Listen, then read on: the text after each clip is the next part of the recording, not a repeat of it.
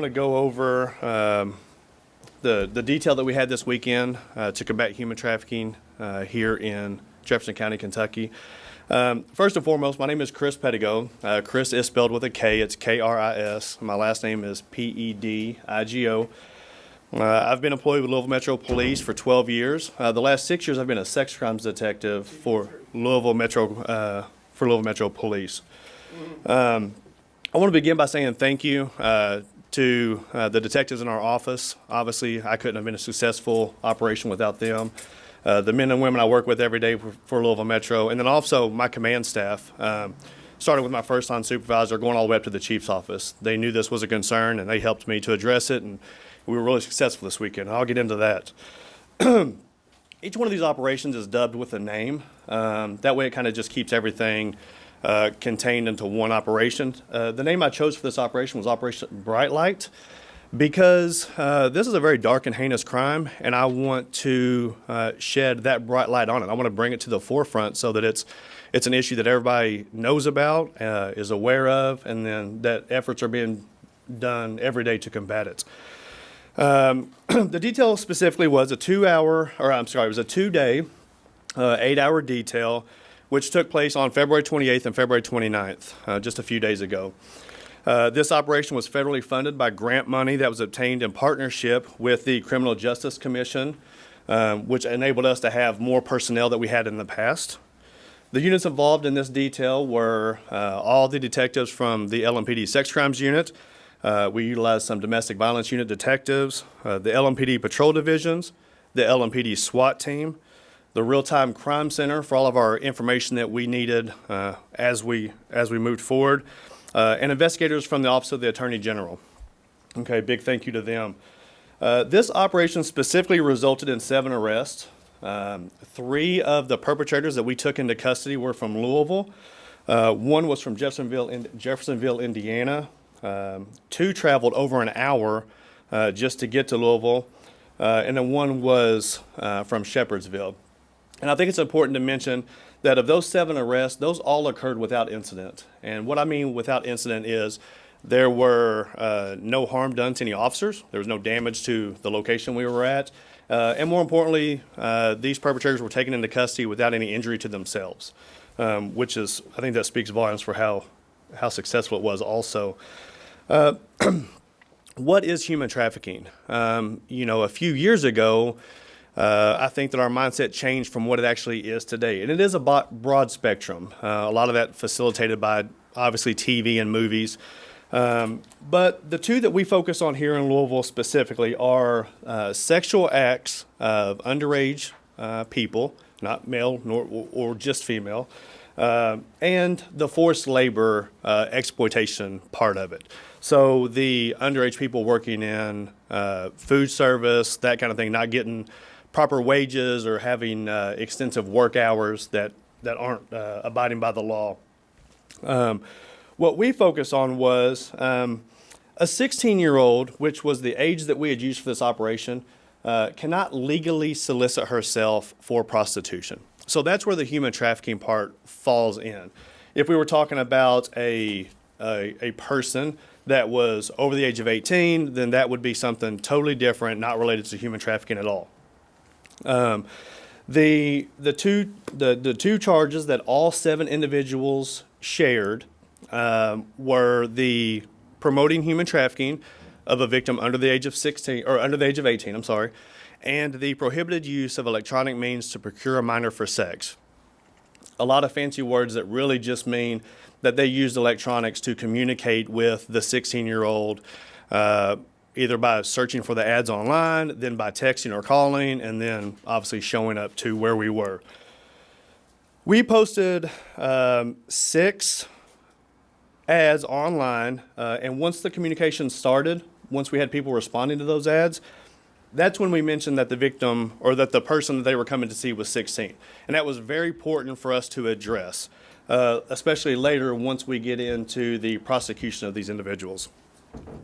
We had 6 ads that were up for 2 days.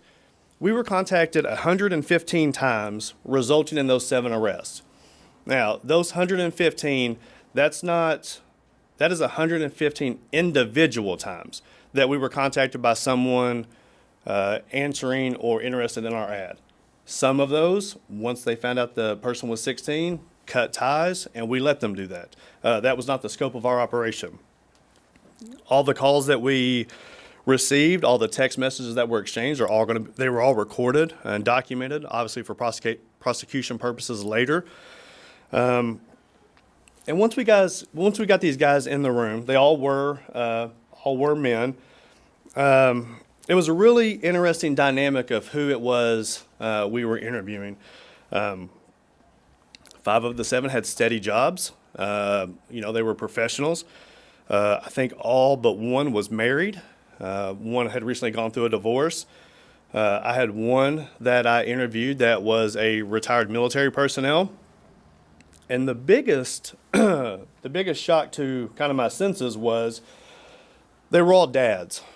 And a few of them were fathers of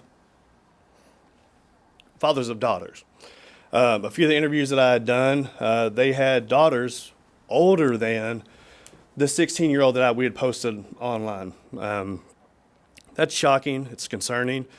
So it was a good thing that we were so successful during this operation. Okay. I'm a dad myself, so once you start looking into, now she's not this old, thank God. She's still a little one, so that's great. I've got a few more years till she's a teenager. But, that was alarming as a father. And it touched home with me, and I hope it does with everybody else, that this is a real concern. It's a real issue. It's here. Nobody wants to talk about it. We want to pretend like it doesn't happen, and it would be great if it didn't. If I would have ran this operation and we had not made one arrest, I think internally I may have felt that I wasn't productive. But I think on the flip side of the coin is that would be extremely beneficial. That would be extremely positive to not make any arrests. We obviously want to encourage someone also. So switch gears a little bit. If you see something, say something. If you have daughters yourselves, or if you have nieces or nephews, or if you're out at a restaurant and you see something that doesn't look right, or if you're at a hotel, at the airport here in Louisville. We have a great airport here. So if you're at the airport and you see something that just doesn't seem right or it doesn't feel right, just make a phone call.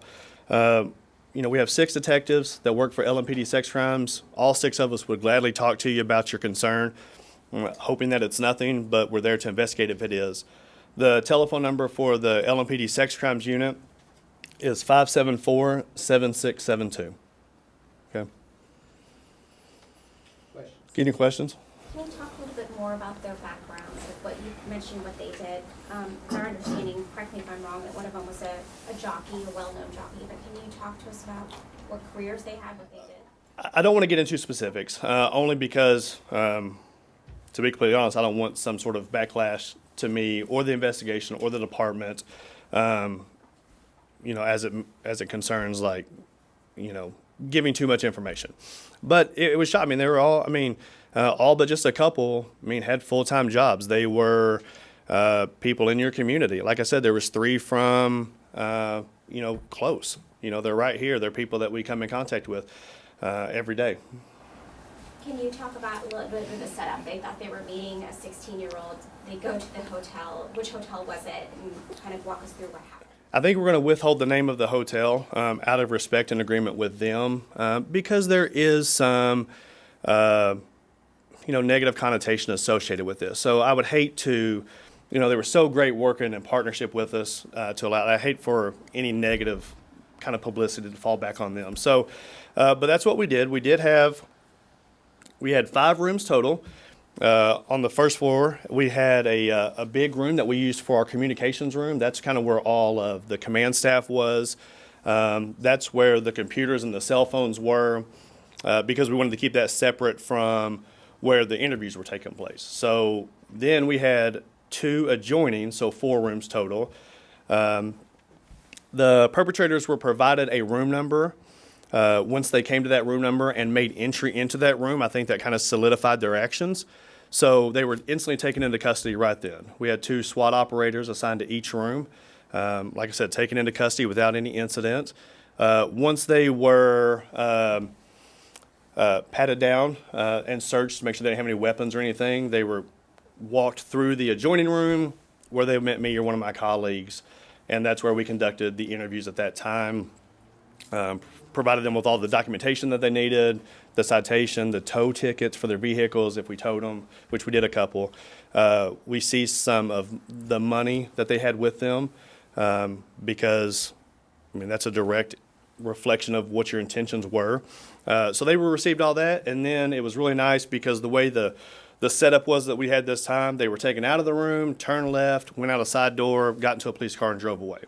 So it wasn't at any time any danger to the community, fearing them fleeing or anything like that. So it was all just, it ran super, super smooth. So when these men went into the room, were there officers in the room waiting for them?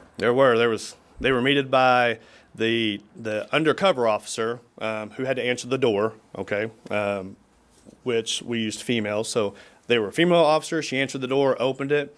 They exchanged pleasantries. He stepped in, and they were instantly apprehended at that point.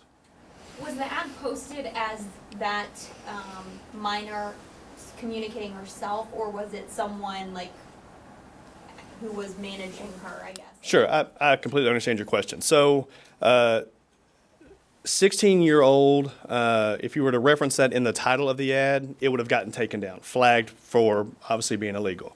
So, but what we had was we also had 2 other female officers or detectives in the communications room, and that's who they were texting with or on the phone with, and then those detectives or officers would relay the information to the other room so that we knew exactly kind of what the agreement was, what they looked like, what kind of car they arrived in. So we were prepared on the arrest side of it. What websites were these ads posted on? That's a great question. So we posted on a couple of websites. However, the majority of the guys said they just Googled. I just searched for Louisville escort or something inappropriate that wouldn't be, ideal to say. And then it took them to obviously other websites. To get into the specific websites, to tell you the truth, I can only recall one.